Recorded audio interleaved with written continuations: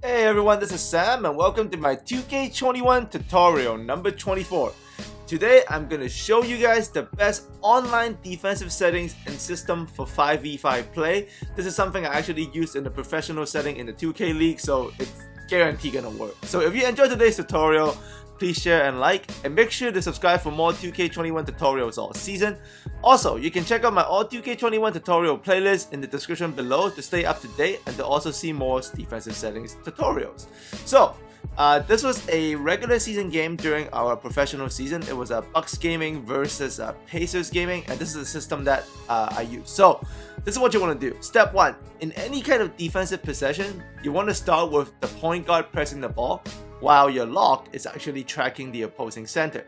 The point guard pressure might get you some steals. If it doesn't, it gets to half court, but the point guard and lock do not ever defend the slip, so it's kind of like a side pick and roll or a double teaming press action until into half court. If the big man does slip, in this case he did, we drew the charge, but the big man slip is always defended by the center rotating over from the corner, as you can see our professional center Plondo did there. Alright, so that's step 1.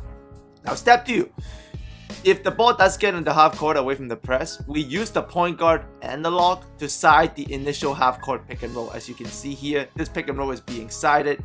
Point guard defends middle while the lock defends the wing on the side, and we don't defend the slip. Center is defending the corner, and the power forward and the sharp is the one who defends the opposing secondary ball handler on the wing. And you can see this element of having the point guard and the lock deal with the initial pick and roll is a nightmare for the opposing point guard, as you can see there. And as Reg is showing you, it is very scary to deal with. So if the press or the side pick and roll by the point guard and the lock doesn't force turnovers, then the ball or slip penetration must be dealt with, because that's the progression. That's what's going to happen next. And when those things happen, it is dealt with by rotation. So you can see the point guard is Reg is pressing the Pacers point guard here. And we're about to side this pick and roll action with Reg defending the middle and our lock Ty defending the wing. So when the ball does get to middle like this, we'll start to have Ty get back on the point guard while Reg will guard the secondary ball handler, as you see there. Now Ty does not follow penetration because we use rotations to deal with paint pressure. So Plondo is going to come over from the corner, our center. He's going to deal with the point guard paint pressure. Ty's going to get on the lock. Reg is going to continue to follow the sharp.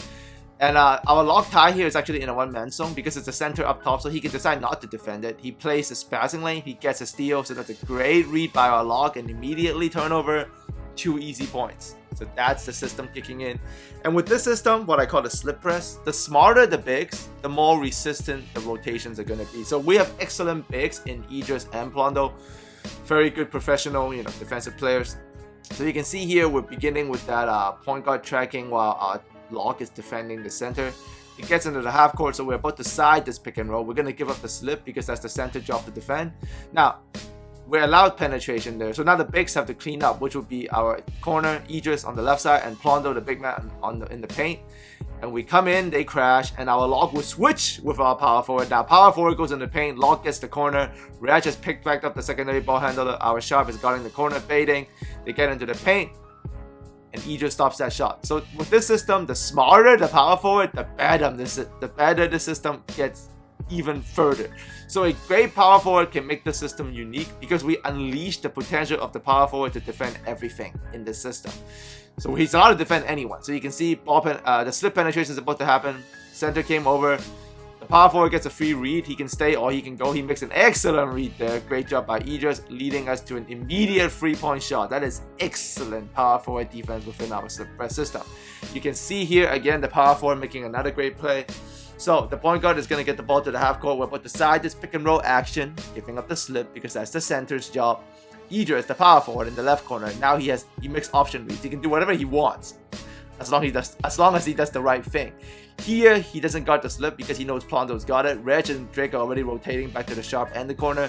He just does an excellent ball tip, and he gets the ball out of the corner, and he knocks it loose, gets us the steal. Now that is legendary power forward play in a professional setting. That is excellent play.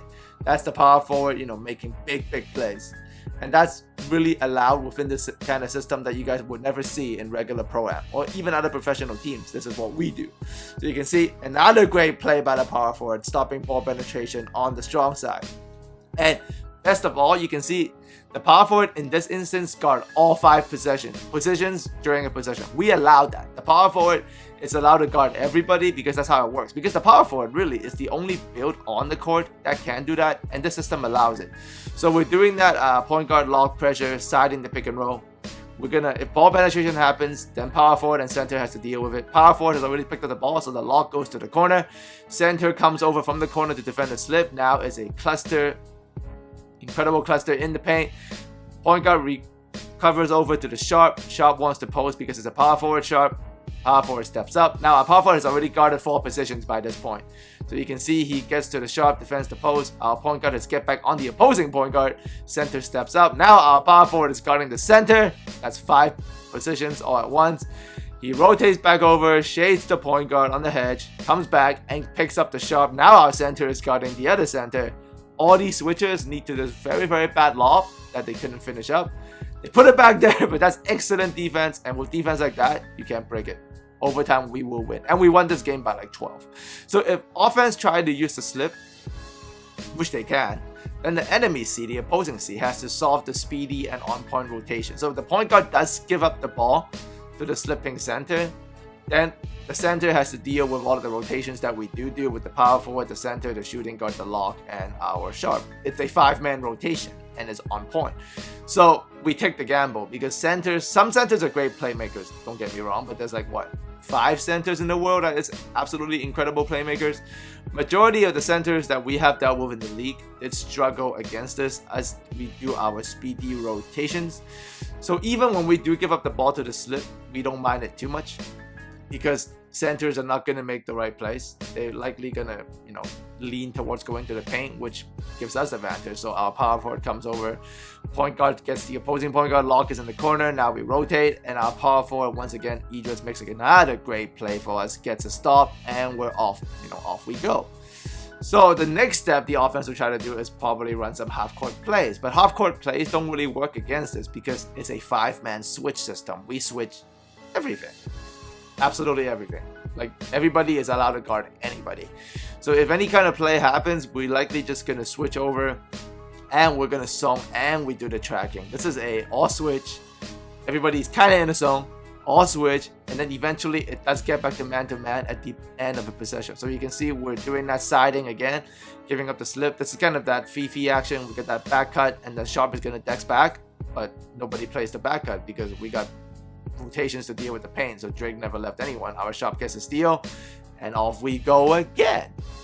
Great online defensive settings of 5v5 play. So here is, you can see 2K21 less effective amateur version.